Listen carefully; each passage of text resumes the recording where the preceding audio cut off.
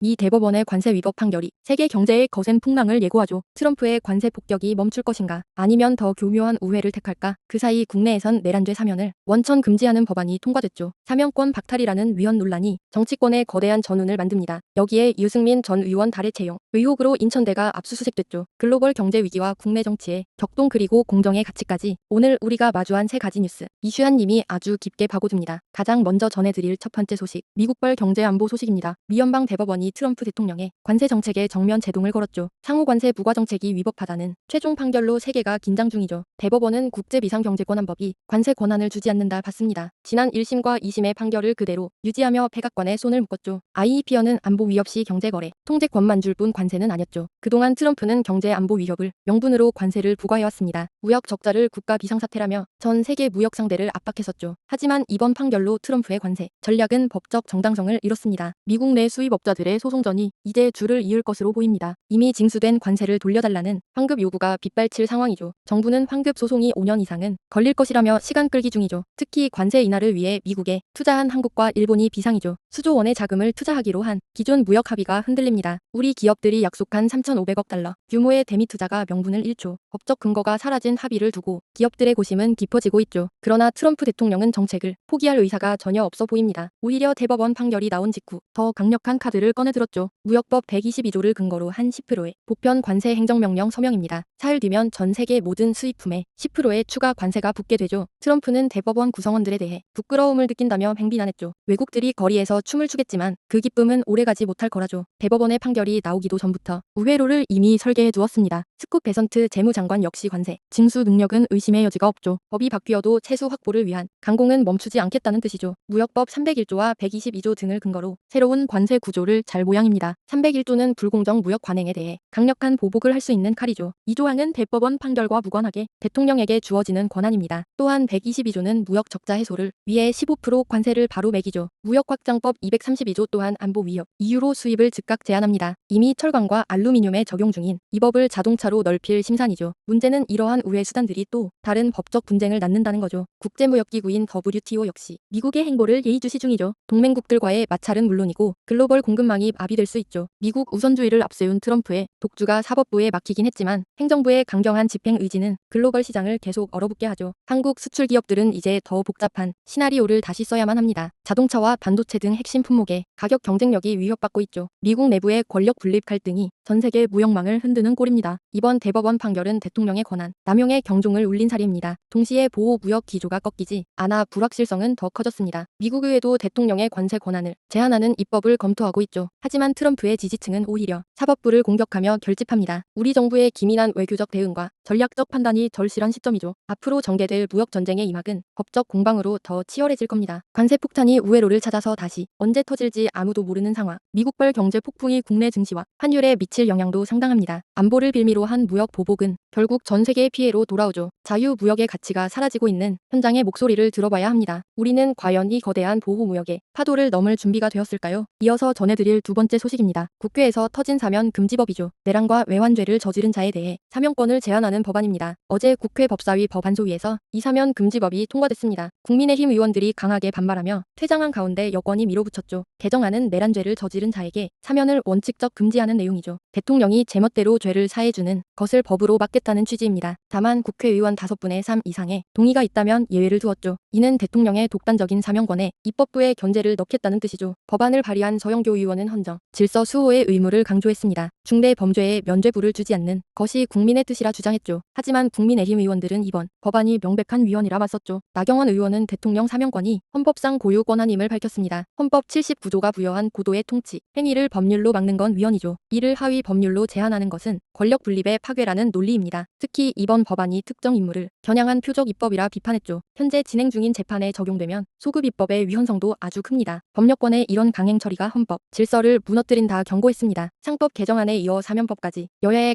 강대치는 심각하죠. 이 법안은 이제 법사위 전체 회의와 본회의 표결만을 남겨두었습니다. 사면권 제한은 결국 헌법재판소의 최종 판단까지 갈 가능성이 높죠. 과거 전두환 노태우 사면 사례가 다시금 정치권에서 회자됩니다. 당시에도 국민화합을 명분으로 한 사면이 공정성 논란을 낳았었죠. 내란죄라는 엄중한 범죄에 대해 정치적 면죄부를 막아야 할까요? 아니면 대통령의 통제 성치 행위를 법으로 묶는 것이 더 위험할까요? 민주주의의 근간인 삼권 분립과 정의 구현의 가치가 격돌합니다. 여당은 대통령에게 거부권 행사를 강력히 건의할 준비를 마쳤죠. 야당은 국민의 압도적 지지를 얻고 법안 통과를 자신하고 있습니다. 만약 이 법안이 실제 시행된다면 내란 협리자들은 절망에 빠지겠죠. 사법부의 무거운 심판을 받은 뒤에 정치적 구제마저 사라지기 때문이죠. 법치주의의 승리인가 아니면 정치적 보복의 도구인가 논란은 여전하죠. 국민들은 정치권의 이런 갈등을 불안한 시선으로 지켜보고 있습니다. 정치적 화해를 위한 사면의 기능이 영구히 상실될 수도 있기 때문이죠. 하지만 헌법 파괴범에 대한 관용은 더 큰 악순환을 낳는다는 반론, 국회의 입법권과 대통령의 권한이 충돌하는 이 장면은 역사적이죠. 본회의에서 여야가 어떤 논리로 서로를 설득할지 지켜봐야 합니다. 사면 금지법을 둘러싼 여론조사는 팽팽한 찬반 양론을 보이고 있죠. 정치권의 긴장감은 이 법안을 기정으로 폭발 직전의 상황입니다. 과연 사면 금지법이 대한민국 정치, 역사에 어떤 이정표를 남길까요? 마지막으로 전해드릴 세 번째 소식, 인천대 압수수색 관련 뉴스입니다. 유승민 전 의원의 딸인 유담 인천대 교수의 채용 의혹이 커지고 있죠. 경찰이 오늘 오전 인천대학교에 대해 다시 압수수색을 단행했죠. 인천경찰청 수사대는 총장실을 포함해 대대적인 수색을 했죠. 경찰이 채용 비리 의혹으로 대학을 뒤진 것은 이번이 두 번째입니다. 영장에는 이인재 인천대 총장의 업무방해 혐의가 적시되었습니다. 유 교수의 임용 과정에서 총장이 부당한 지시를 했는지 살피죠. 이미 지난달 무역학부 사무실을 1차 압수수색해 많은 서류 확보, 당시 채용 심사위원장이었던 A 교수 사무실도 포함됐었죠. 경찰은 임용 당시의 채용 기준과 점수 산정 방식을 의심하고 있죠. 피고 발린 23명에 대해 청탁금지법 위반 여부를 광범위하게 수사 중 지난해 말 총장과 채용위원 등에 대한 고발장이 정식 접수됐습니다. 고발리는 채용 과정이 불공정했고 서류 관리도 엉망이라 주장하죠. 국가기록물로 관리해야 할 서류를 일부러 폐기했다는 의혹도 있죠. 인천대 내부 지침상 영부 보존인 문서가 사라진 경위를 줬습니다. 경찰은 이 과정에서 공공기록물법 위반 증거를 찾는 데 집중합니다. 유담 교수는 유명 정치인의 가족인 만큼 대중의 관심이 집중됩니다. 인천대 무역학부 교수로 임용된 과정이 이번 수사의 핵심이죠. 유 교수는 박사학위 취득 직후 임용되어 경력 미달 논란도 있죠. 또한 논문 7편을 5개월 사이에 발표해 초계기 의혹도 받습니다. 고려대학교에서도 해당 박사 논문 부정행위를 조사 중인 상태죠. 대학의 채용 공정성은 우리 사회에 가장 민감한 도덕적 기준입니다. 정치권 인사들의 자녀 취업이나 임용 의혹은 민심을 분노케 하죠. 경찰은 채용 심사위원들을 상대로 외부의 압력이 있었는지 묻습니다. 만약 총장이 직접 채용에 관여한 사실이 나온다면 퇴진은 불가피하죠. 유 교수 측은 아직 수사 상황에 대해 묵묵부답으로 일관 중입니다. 현재 정상적으로 수업을 진행하며 경영학 언론 등을 가르치고 있죠. 대학 측은 수사 결과가 나오기 전 수업 배제를 할 수 없다 합니다. 경찰 수사가 확대되면서 임용 당시 평가 결과들이 공개될 예정이죠. 공정의 잣대가 유권력자 자녀에게 휘어지지는 않았는지 밝혀야 하죠. 인천대 학생들도 학교의 명예가 실추됐다며 실망감을 표출합니다. 경찰이 오늘 총장실에서 가져온 자료에 어떤 진실이 담겨 있을까요? 특혜의 실체가 드러난다면 유승민 전 의원의 정치 인생도 큰 타격이죠. 단순한 고발인지 아니면 조직적 비리인지 법이 엄중히 가려야 하죠. 우리 사회가 공정의 가치를 어떻게 지켜낼지 보여주는 사례입니다. 철저한 수사를 통해 모든 의혹이 한 점 부끄럼 없이 밝혀져야 하죠. 부당한 임용 문화가 뿌리 뽑히도록 이번 수사를 끝까지 주시해야 하죠. 청년들에게 상실감을 주는 채용, 비리는 가장 엄벌해야 할 범죄이죠. 오늘 전해드린 소식들이 여러분의 생각을 넓히는 데 도움됐을까요? 오늘 소식은 여기까지입니다. 구독과 좋아요 부탁드립니다. 구독하고 매일매일 이슈 한 입